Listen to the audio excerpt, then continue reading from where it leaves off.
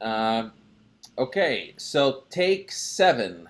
Uh, Welcome, everybody. My name is Domenico Boyagian, music director of Cleveland Opera Theater. Welcome to our daily appointment with Opera 101, where we talk about opera things and introduce new subjects and try to make it interesting. And today it's going to be very interesting because my assistant conductor, my good friend, Maestro Dean Buck, will be joining me. Maestro, welcome. Thank you, Maestro. Always good to be sitting down with you, Yes, even in front of a screen, even in front of a screen. which we seem to do quite often these days, whether in a meeting or with a glass of vino. Yep, We just seem to do this very often. absolutely. It's the way we have to do it. It's the way of the world. Uh, Maybe if we weren't, and let me be a little bit sarcastic right now, but maybe if we were in South Dakota, together with 250,000 bikers, we didn't have to do this. Yeah. Maybe we should pick up. We should pick up some riding around. What do you think? Well, I think if we wanted to be alive for our next production, then maybe that's able to live to see us come back and be able to actually do operas in person again. Maybe that wouldn't be the best decision, but I'm not trying to tell people how to live their lives. That's right. So I don't think there's going to be a lot of mask wearing among those 250,000 people today and tomorrow. Probably not. But I guess that's the way that it has to be. So close this little parentheses. Hmm. Welcome. It's a beautiful day here in Cleveland. I know that you know because we live in the same city. Yeah. Today, well, this month is Mozart month for Cleveland Opera Theater, right? So we've had Giuseppe Verdi, we've had Gioacchino Rossini, and now we have Mozart. Even though we are still in the midst of our Rossini project, Mhm. which will be completed, I believe, uh, f- next week is the third episode. Another 2 weeks Yep. after that, because we have 5 episodes going. But I'm from Italy, and you have been performing in Italy at this festival that you're going to tell us about for a couple of years now, right? So tell us a little bit about that festival, and um, let's start from there. Tell us about that festival It's a young artist program for in conductors, singers, or both. for singers. The conductors is the track's a little less ironed out, but I was there as assistant conductor the past 2 summers. It's in a small town in Sicily called Caltogirona. Um, and yeah, it's a 6 week festival. Singers from all around the world, many different countries, a lot of different levels. Um, Orchestral players from all around the world. And yeah, do 3 operas each summer, and each one conductors assist on each one. I was there for Don Giovanni Mhm. this summer, and before Madama Butterfly. Um, so yeah, working with Leonardo Catalanotto, who's a great conductor and a very funny and fun guy as well. And yeah, it was a lot of fun. It was to be able to be in the motherland. I was Do about to ask you. cool experience, and one that I hope to have in many other locations around Italy going forward, because it's just a wonderful place. Is there like a better uh, cultural backdrop than that? I mean, how beautiful is Sicily? I mean, isn't it like an incredible piece of land on this earth? It's just gorgeous, and it's just unique. It's unlike Sicily is unlike any other place I've ever been. It's unlike any part of Italy I've ever been. It's completely its own place, and it has such Yeah, crazy cultural history because it's been conquered by everyone. by everyone. It's true. Yeah, Why? Because everybody wanted to be there. That's why. like every dictator's list of things to do, where one of them was conquer Sicily, right? But the way that food has all these these Middle Eastern influence and Northern African influences, and what we think of as like Southern Italian food is also there, and the culture is just so interesting. The people are so nice, and it's just such a unique place, and I love it. Yeah. Does speaking about culture and food, you mentioned food. So how important is food in the opera making process? Because I believe that after each performance or rehearsal, you don't go to McDonald's, okay? You just sit around a table, sit at the table, and food is the excuse to just gather. Drink is the excuse to gather and experience your production and composers, and you learn so much about people and so much about their culture around food. So do you think also that food is very important? Is it part of the opera process? Absolutely. I mean, I think like when when you're in a production, when you're in rehearsals, everything you do is part of the process, Yep. and it all goes into it. I mean, these opera, as we always say, is in essence storytelling, and there is some truth in every story, and it's our job as music directors, to convey that story and that drama musically. I mean, we Mhm. think about like the composers we've been talking about, Verdi, Rossini, Mozart. Every note, every chord, every harmonic change is because of the drama. Mhm. That's where the drama lives, and if it's our job to understand that and figure out how do we communicate that with the subtlety that these composers just mastered it. So yeah, absolutely. I mean, if you are when you have that experience of it being you've rehearsed for 8 hours and then you go sit around a table and are eating just amazing food, there's absolutely a difference in how you feel about that rehearsal when after that you're eating pasta allo scoglio, Mhm. or tagliata di manzo, saltimbocca di vitello, like these things. You're making me hungry. Me too. I haven't eaten breakfast yet. Um, when you're just like eating this wonderful fresh food that in itself is prepared masterfully in an art form, Yeah. it's totally different than grabbing like a pre-made ham and cheese from the vending machine. Mhm. Sometimes in the spaces we rehearse is the only option to get your blood sugar to an appropriate level before the next part of rehearsal. Um, Yeah.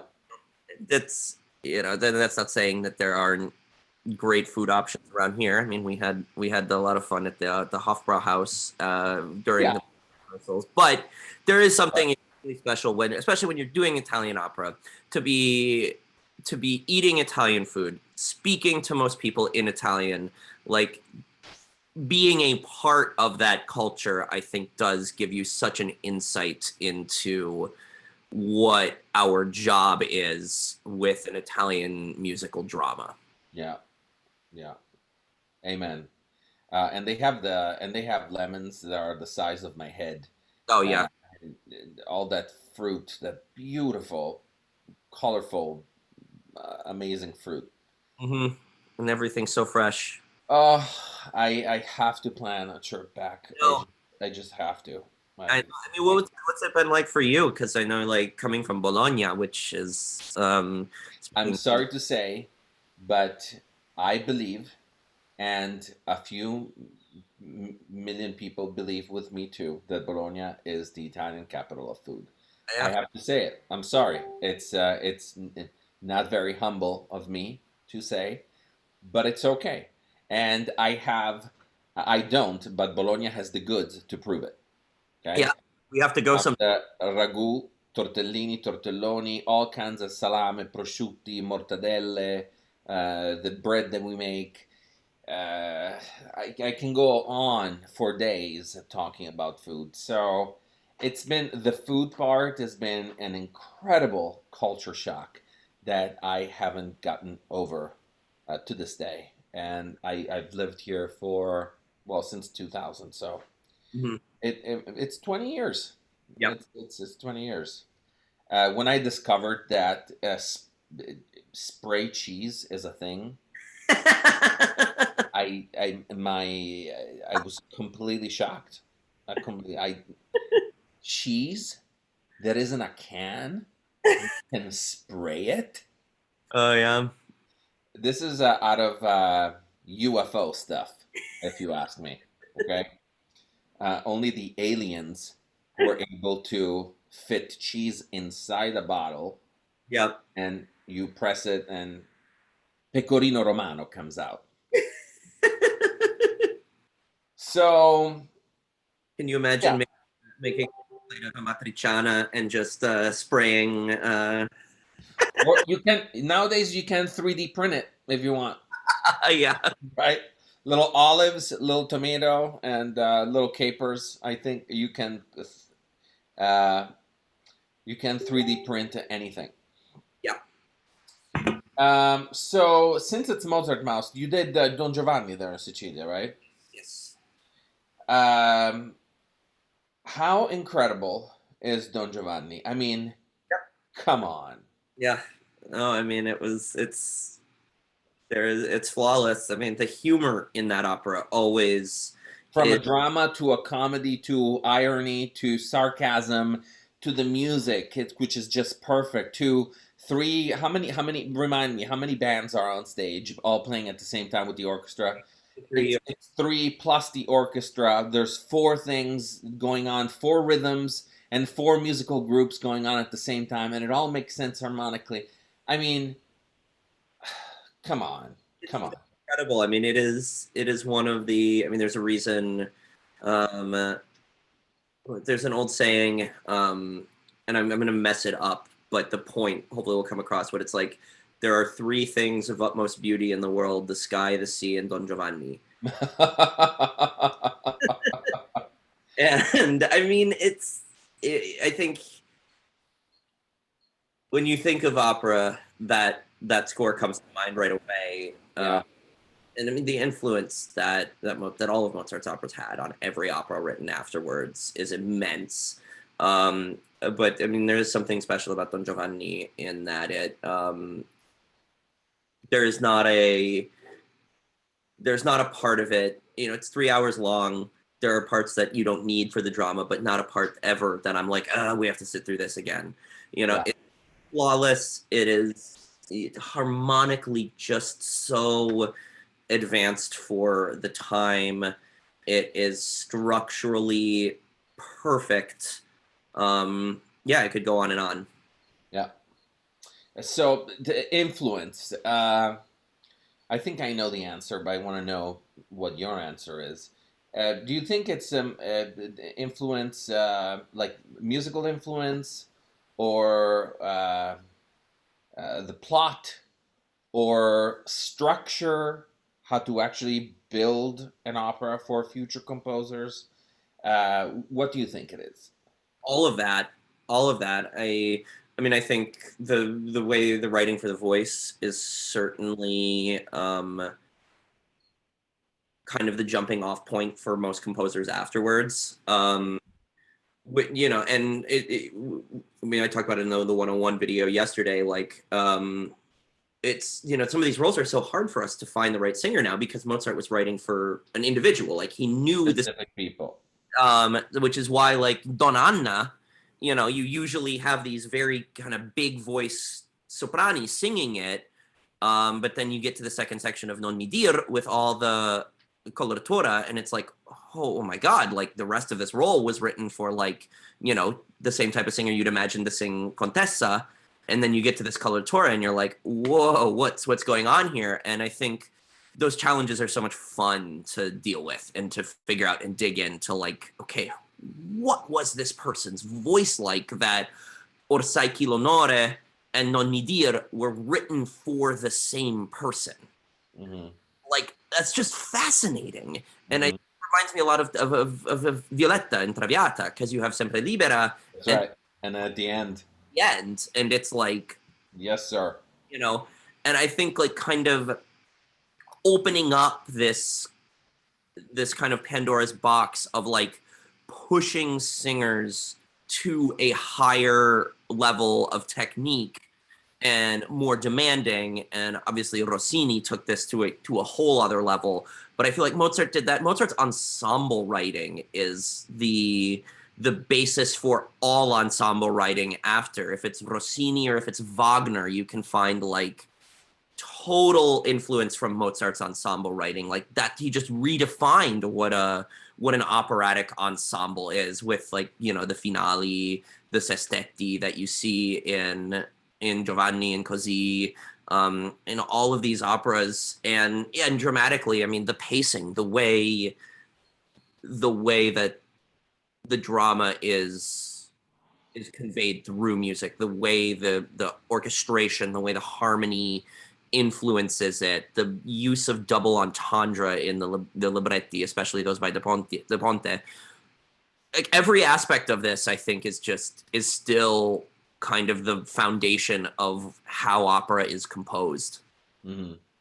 And there's a lot of uh, sad and happy Hmm. going on, right? Yeah. And same thing with Così fan tutte, which is another Da Ponte opera. Hmm. I have to say is probably one of my absolute favorites. Also because you have a ridiculous comedy, the stupidest story that you can ever have in any op in anything, right? And actually thinking that someone would believe in the story when they watch it. I mean, it's idiotic. And at the same time, in Act Two, the drama that this stupid story is actually happening. This person is falling for someone else, and it's only taking them one day. What is happening right now? So just the reality hits Yeah. from ridiculous to reality, and they are going through this journey, whereas the opera buffa becomes total drama. Yeah. I mean, that's drama giocoso. Like it's incredible, and it just shows how good he is because yeah, because he is the stupidest plot imaginable. Yeah. But I jump at the opportunity to see it because what Mozart did with the music is incredible, and I think the class politics of Mozart and Yeah. is such. I mean, like anyone goes to see Così. There is not a character in that show that anyone likes except Despina. Like That's only one, from the beginning, you're like, oh, Ferrando and Guglielmo are such uh-huh. jerks, and Dorabella Fiortidici are such. They're so dumb, and Don Alfonso's such a jerk. And then you're like, but Despina, like, that's the person that, like, I know her. I have a friend like her. I want to go have a beer with her. That's And right. it's the same with Leporello and Don Giovanni, and Nozze di Figaro, the kind of like the way Mozart was able to take a story, and I think with Don Giovanni, it's so impressive, where you have this story of reckoning, this story of, you're reaping what you sow, being dragged down to hell for your sins. But at the end, it really is also just a statement on class. And which is why, and I'd love to know your opinions on this. I think it is absolutely essential to include the scena ultima in Don Giovanni that's often cut after the commendatore drags Giovanni down to hell. I think that scene is really when you learn the opera is about, and the characters themselves don't even know. And there's that kind of fourth wall break with the last Questa è il fin di chi Mhm. fa, and That's it's right. like Mhm. they haven't even learned. And that level of dramatic presentation is just so advanced, and it's incredible. I totally agree. And what I'm most interested in is also this class thing that is going on. That Mozart was such a master to play around, Yeah. play around with, and most times playing dumb. Hmm. That's what's so incredible about him. Uh, we uh, we guessed that his IQ was around 160, so it's like genius, obviously, range. And then he played dumb so many times, thinking that he wouldn't understand. He doesn't understand what's going on in the world. It's just music. Um, when when does that happen again in opera? It's In Verdi, it does happen a couple of times, but it was more obvious. It was not like a play thing. It was not a cute little thing. I mean, Rossini, like Barbiere di Siviglia, is definitely a thing. It has the Porsche connection. But I feel like as the Romantic era kind of unfolded, the opera became more grand, it became more serious, and it became more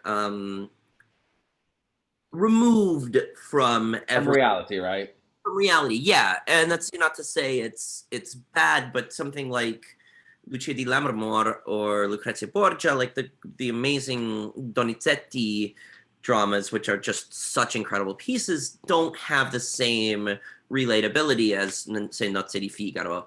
And I think the when it came back was really with Puccini, with Verismo, and I mean even Traviata. I mean I think there's a big case to be made that Traviata is actually the first Verismo opera because that's such a story that is relatable, um, especially for that time. Mhm. With what was happening with tuberculosis.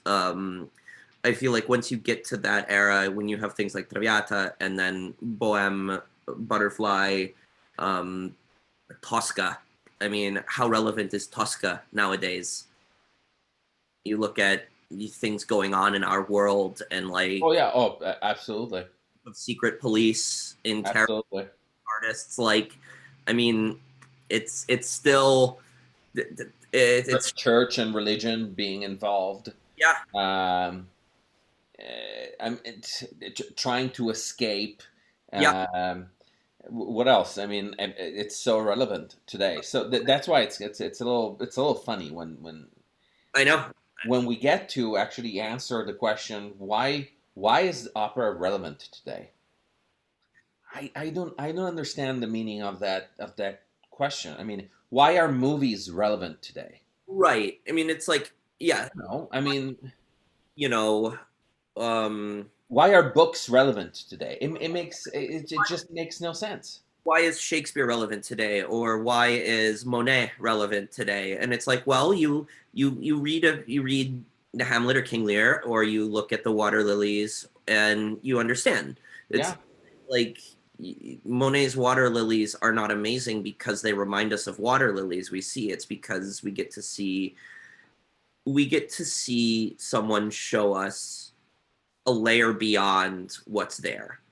And it's the same with music, it's the same with opera. It's always evolving.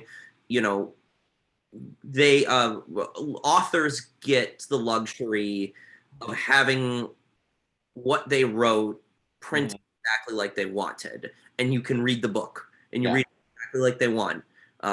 Painters get the luxury of you go to a museum, you can see the painting. You could go to the Met Museum, the MoMA, the Louvre, like any great museum, you can go and see exactly that. But we don't have that. You can't go to a museum, and most people go to a museum if they saw a Beethoven score, they'd be like, "Oh, cool, like that's his handwriting." We need this performance to just showcase what these people actually did. And I mean, that's not to say that fostering new composers and performing works of people writing today is not important. It's extremely important.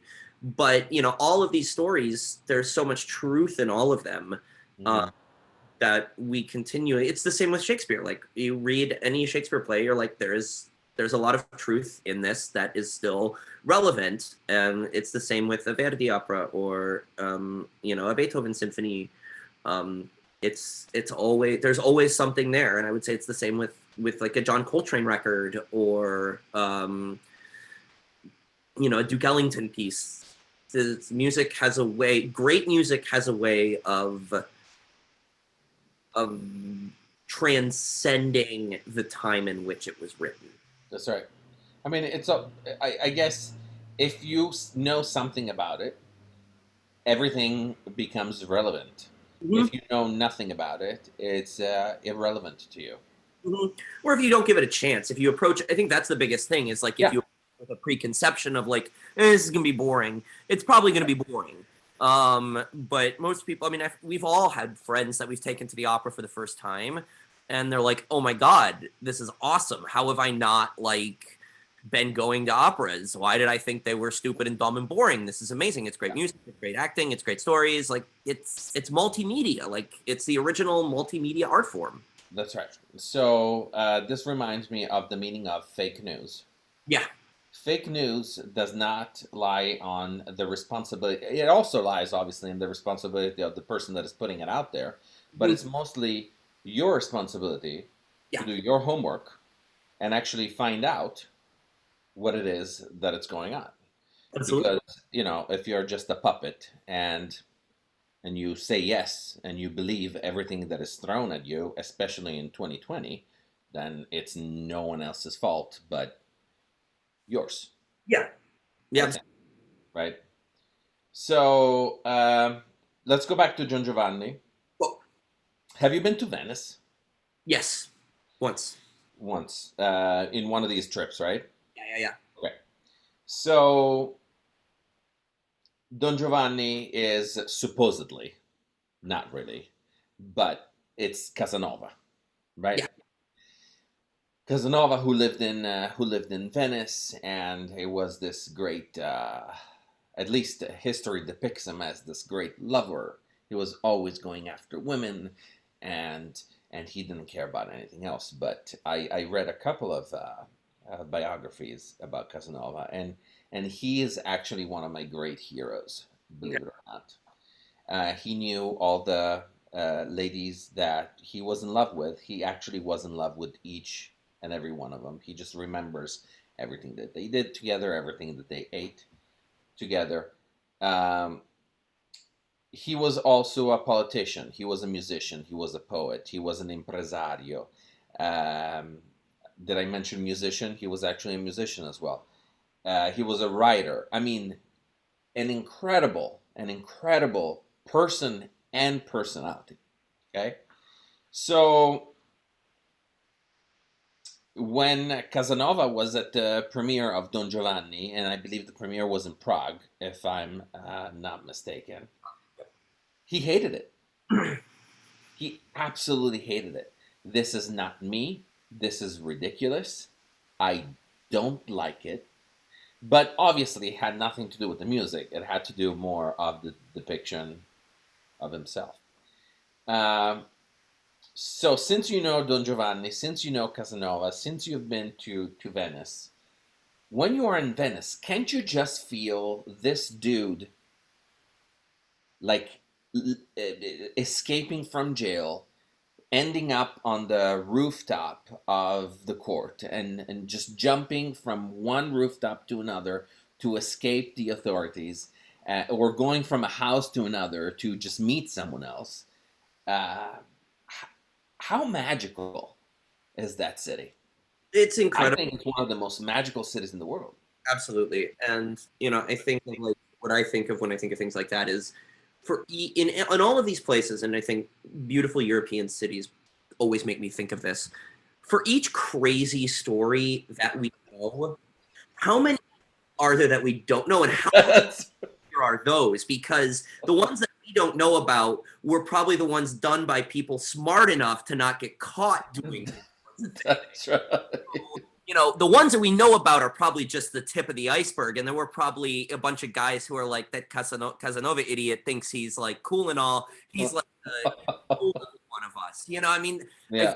there has to be so much insanity that, and crazy stories, and that's why it's just so fun to talk to people and meet strangers in a place like that and just hear about, Sal, who 14 years ago did this crazy thing, and everyone knows about Sal. No one's seen Sal in 12 years. His kids don't look like they're doing too good, but man, he had a time, didn't he?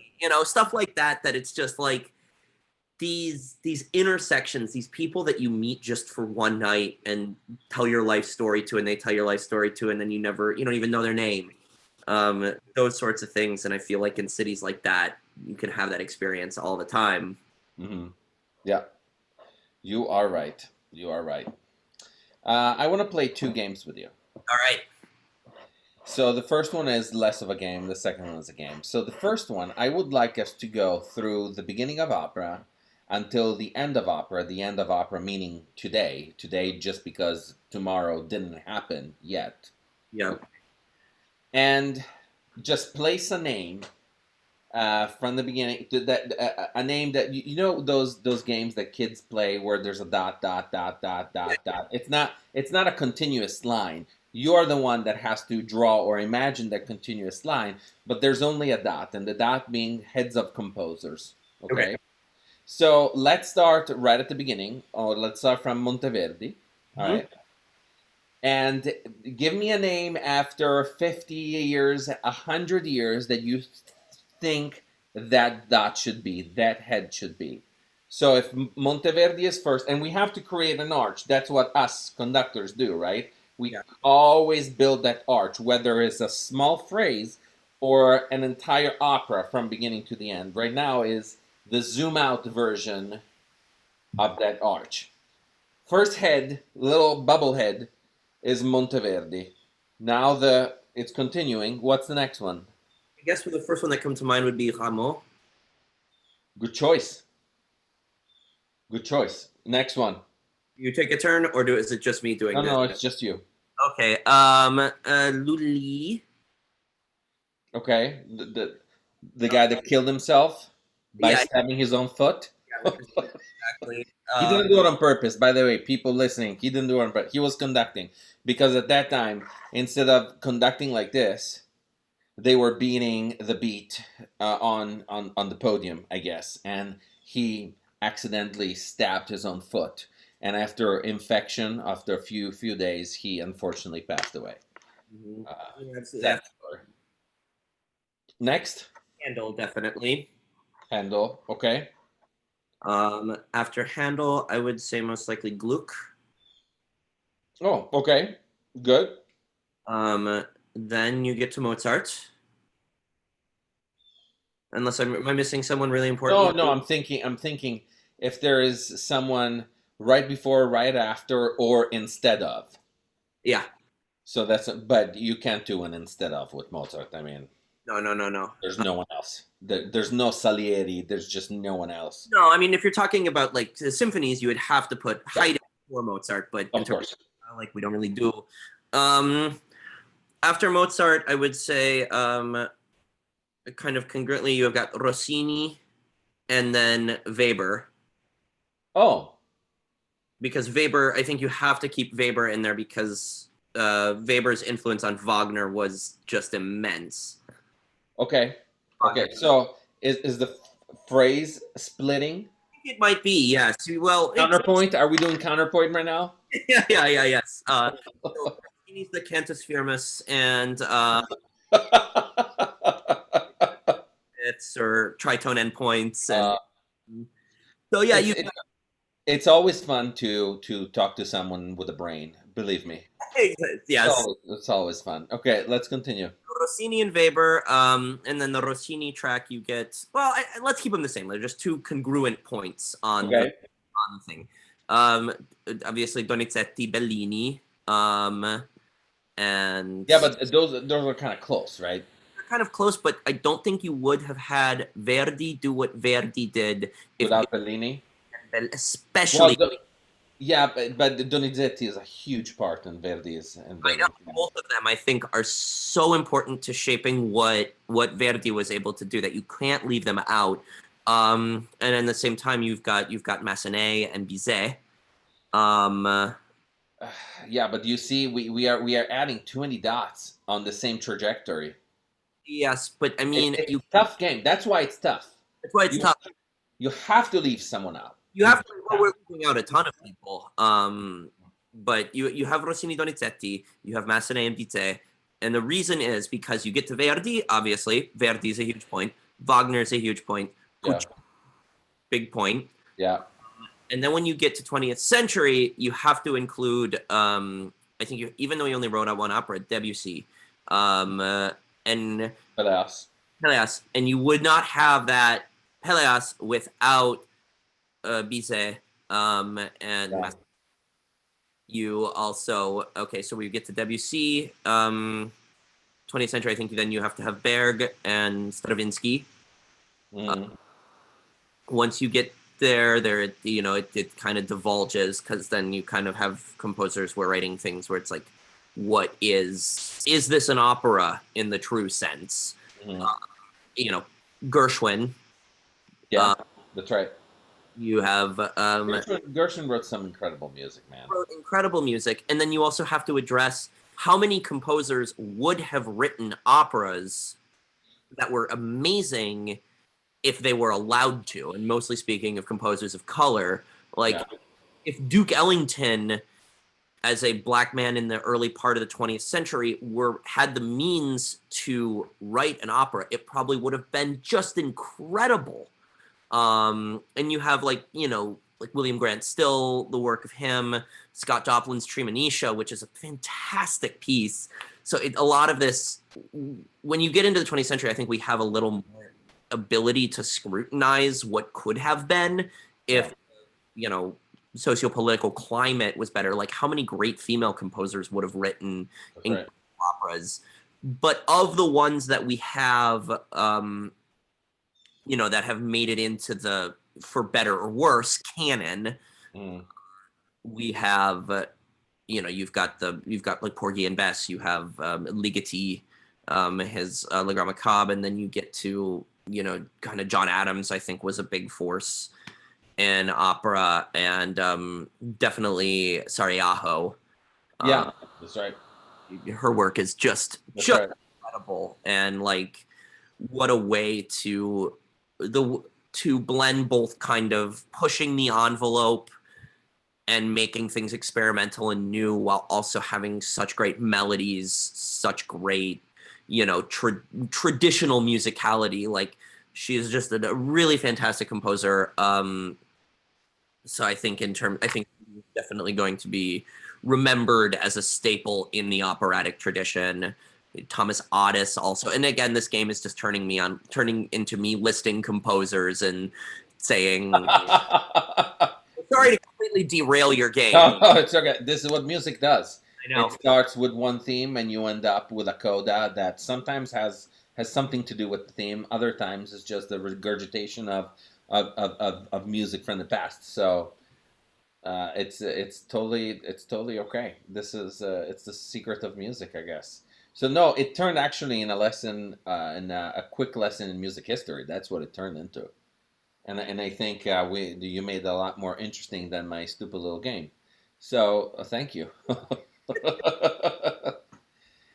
We have a meeting going on soon, Mm-hmm. so we have to come off. I know Is there a second? what there's a second game exactly. There's a second game, and I have to think about the questions very in the moment right now.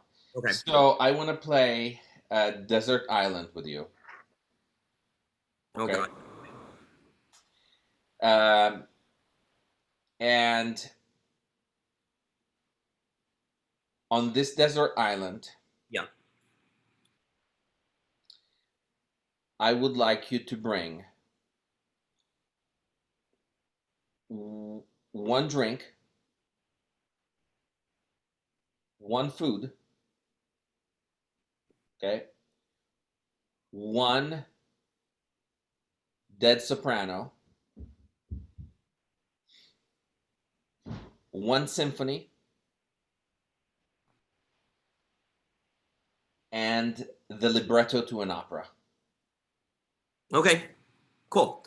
Food, drink, soprano, dead soprano, Hmm. symphony, libretto to an opera. Well, the drink would, from a practical standpoint, I think I'd have to go with water. Water, and then I'll tell you my. Oh, it's water, really?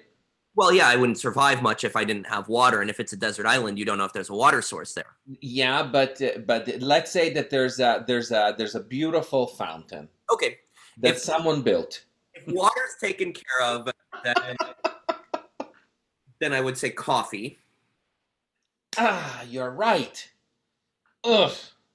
As much as a nice, a nice whiskey or grappa or vino would be, I couldn't do it without coffee. So I'll I have to bring milk. I'm sorry.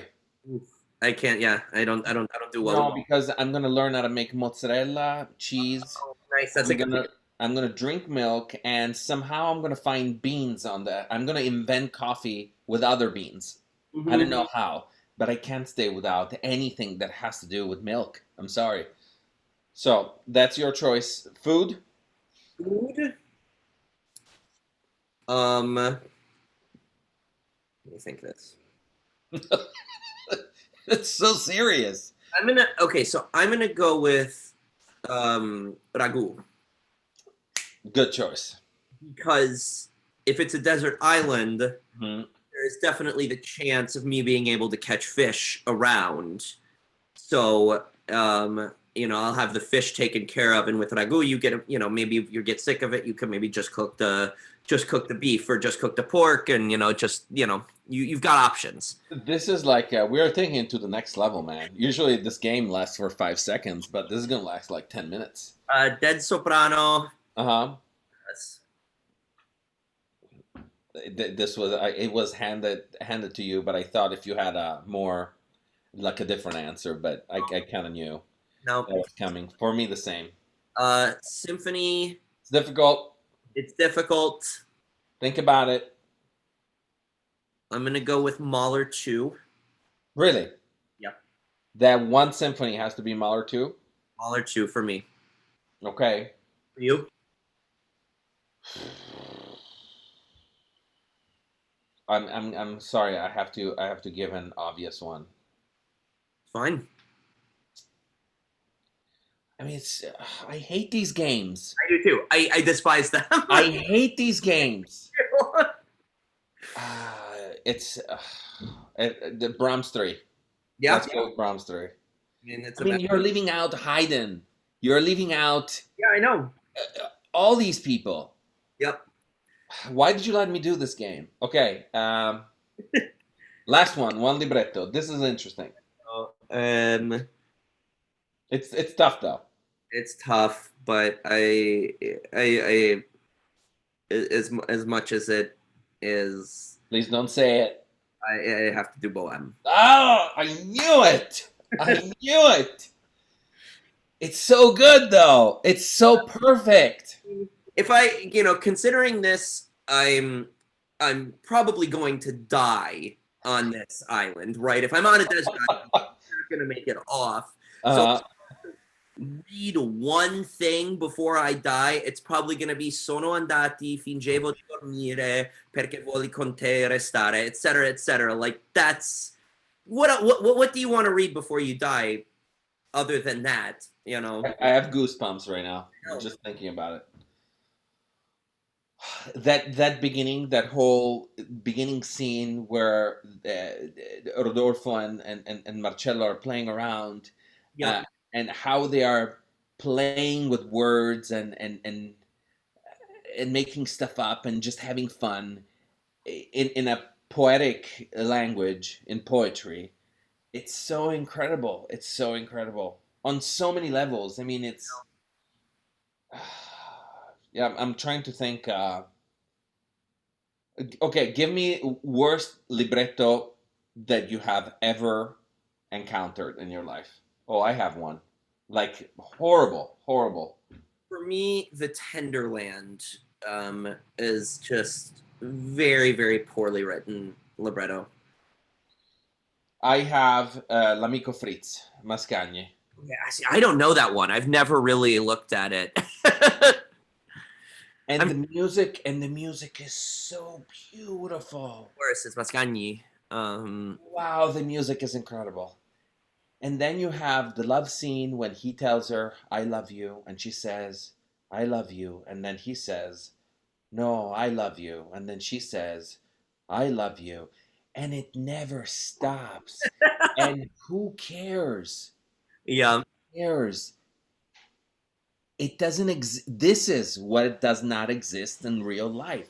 You Mhm. don't do I love you, no, I love you, no, I do it with my son as a game, but Yeah. not between two lovers.